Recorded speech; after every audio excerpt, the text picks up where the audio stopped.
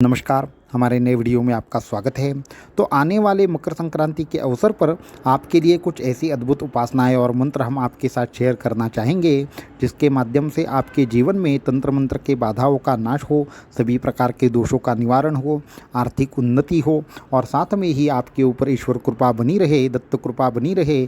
तो ऐसे कौन से उपाय है, ऐसी कौन सी मंत्र साधनाएँ हैं जो सभी साधकों को मकर संक्रांति के दिन करनी चाहिए, उसकी विधि क्या रहेगी और समय क्या रहेगा, ये सारी की सारी चीज़ें जो है वो हम आपके साथ शेयर करना चाहेंगे। तो अगर आप भी ये सारी चीज़ें जानना चाहते हैं तो इस वीडियो को एंड तक देखना ना भूलें और साथ में ही हमारे चैनल को सब्सक्राइब करना, वीडियो को लाइक करना और ज़्यादा से ज़्यादा लोगों तक इन्हें पहुंचाना ना भूलें। तो वीडियो को शुरू करते हैं। तो जो मकर संक्रांति का ये पावन अवसर आ रहा है वो सभी साधकों की दृष्टि से अत्यंत महत्वपूर्ण है। अत्यंत ज़बरदस्त तरीके से मंत्र सिद्धि देने वाला, उपासना की सिद्धि देने वाला, तंत्र मंत्रों का नाश करने वाला ऐसा अगर कोई समय है तो वो मकर संक्रांति का एक समय अत्यंत शुभ माना जाता है। सभी प्रकार के मंत्र की सिद्धियों के लिए, सभी प्रकार की शापर मंत्रों की सिद्धियों के लिए और साथ में ही आपके उपासना को पुनर्जीवन करने के लिए, पुनर्स्थापित करने के लिए एक अत्यंत ज़बरदस्त तरीके से पावन अवसर माना गया है। इसलिए ये जो आने वाला पर्व है, ये जो मकर संक्रांति का दिन है, वहाँ पे सभी साधकों ने विशेष साधना करनी है। तो वो कौन सी करनी है, क्या करनी है, ये हम एक एक करके बताते हैं। तो अभी आप सभी के साथ ऐसा अक्सर होता है कि हम बहुत सारी उपासनाएं करते हैं, परंतु कभी कभी किसी भी उपासना से हमें उतना लाभ प्राप्त नहीं होता जितना हम सोचते हैं। हमारे मंत्र उस तरीके से कार्य नहीं करते जैसा हम चाहते हैं। तो इस अवसर पर क्या किया जाए, ऐसे समस्याओं में क्या किया जाए, ये सभी के मन में प्रश्न रहता है। तो मकर संक्रांति हो या होली हो या विशिष्ट तरीके से ऐसे कुछ तांत्रिक पद्धति से निकाले जाने वाले कुछ विशेष अवसर है। अगर इन अवसरों के ऊपर आप अगर उपासना करेंगे तो आपके कार्य जरूर सिद्ध होंगे, आपके मंत्र जरूर सिद्ध होंगे, आपकी उपासनाएं वो एक अलग लेवल पर चली जाएगी। वैसा ही एक पर्व है जिसे हम मकर संक्रांति कहते हैं।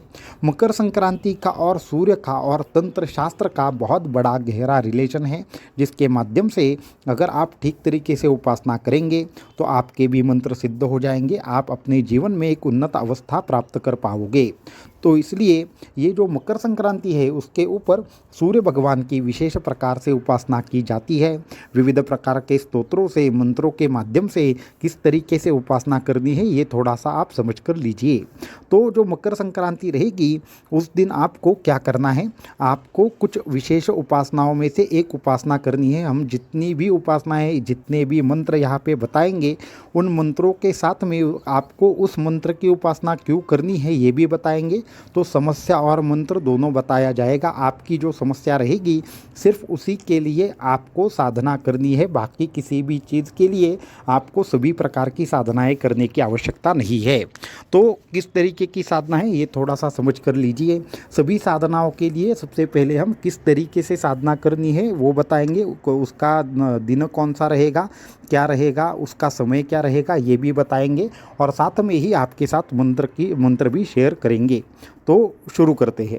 तो सबसे पहले मकर संक्रांति जिस दिन रहेगी आपको सुबह जल्दी उठना है, पूजा करनी है और पूजा करने के बाद क्या करना है, आपको सुबह 6:30 पर आपको साधना के लिए बैठ जाना है।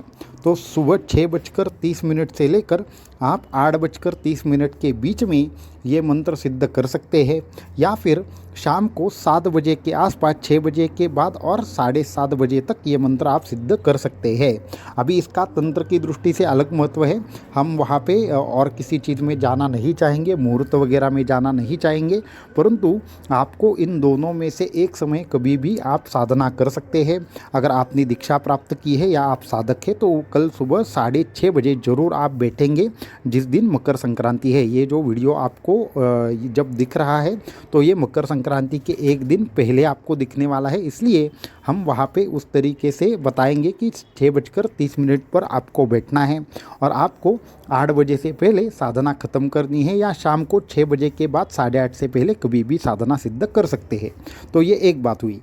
दूसरी बात है कि आपको इस दिन सूर्य भगवान का मंत्र जाप करना होगा। आप अगर विशेष मंत्र जाप करें या ना करें, परंतु सूर्य मंत्र का एक माला कम से कम जाप करना होगा।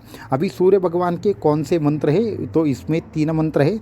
आप एक सूर्य गायत्री का जाप कर सकते हैं, या फिर ओम ह्रीम सूर्याय नमः इस दूसरे मंत्र का जाप कर सकते हैं, या फिर ओम सूर्याय नमः इस तीसरे मंत्र का जाप कर सकते हैं। तो ओम सूर्याय नमः, ओम ह्रीम सूर्याय नमः, या तीसरा रहेगा सूर्य गायत्री मंत्र है, जो आपको हमारे डिस्क्रिप्शन में मिल जाएगा। तो उस इन 3 में से एक मंत्र का कम से कम 1 माला जाप करना है या 3 माला जाप करनी है। तो ये हुई एक बात। अभी विशेष प्रकार की उपासनाएं हम बताएंगे कि कौन सी उपासना किस चीज़ के लिए होगी। अगर आपको हमेशा ही निगेटिव विचार माइंड में आते हैं, बुरे ख्याल मन में आते हैं, हमेशा डिप्रेशन रहता है, टेंशन रहता है, आप मानसिक दृष्टि से वीक हो, या फिर आपको काम का प्रेशर बहुत जल्दी आता है, या फिर आपको बहुत सारे लोग हैं वो विविध प्रकार से ऐसा परेशान करते हैं कि आपको कुछ चीज़ें करने नहीं देते, कुछ निर्णय लेने नहीं देते, और ऐसे अगर मानसिक व्यथाओं से आप परेशान हो तो ये उपाय आपको करना है। आपको करना ये है कि सबसे पहले आपको सुबह उठने के बाद सूर्य भगवान के दर्शन करने हैं।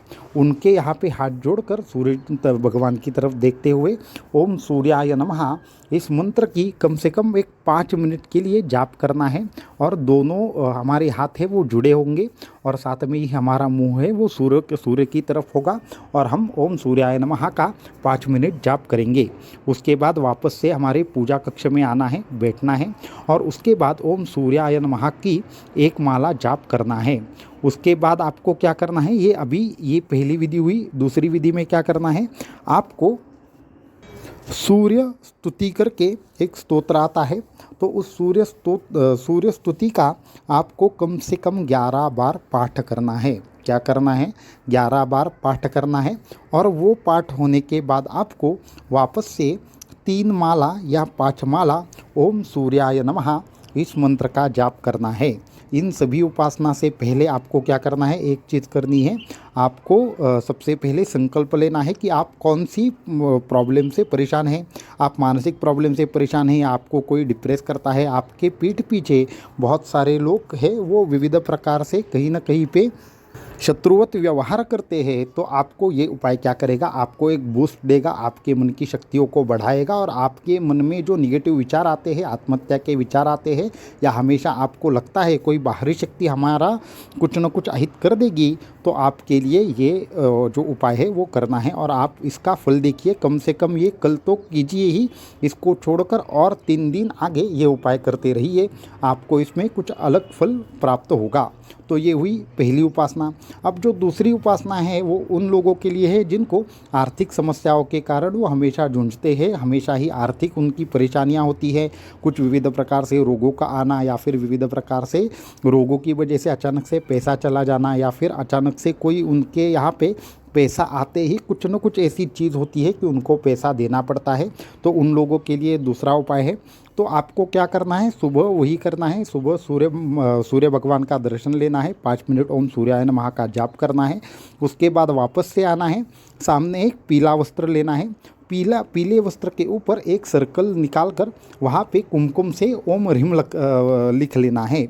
तो क्या करना है, ओम ह्रीम लिख लेना है, और उसके बाद ओम ह्रीम सूर्याय नमः इस मंत्र का कम से कम 11 माला जाप करना है।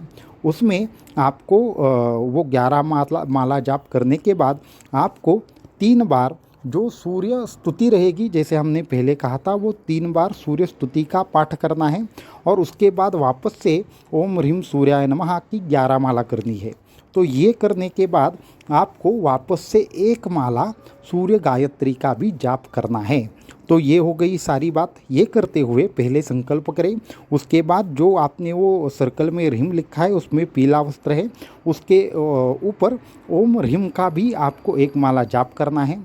उसके बाद आपको क्या करना है, कुछ गुड़ लेना है, थोड़ी सी शक्कर लेनी है, और उसको उस पीले वस्त्र में बांध कर रख देना है।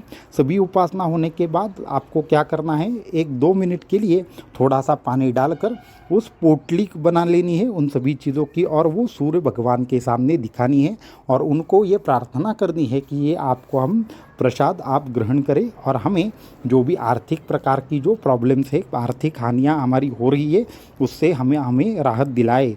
फिर उसको क्या कर सकते हैं, आप अपनी दुकान में रख सकते हैं या फिर आपके जॉब के यहाँ पे ले जा सकते हैं, या फिर आपके घर में उत्तर दिशा में आपको तिजोरी रख देनी है और उसमें ये पैसे के साथ में ये पोटली रख देनी है।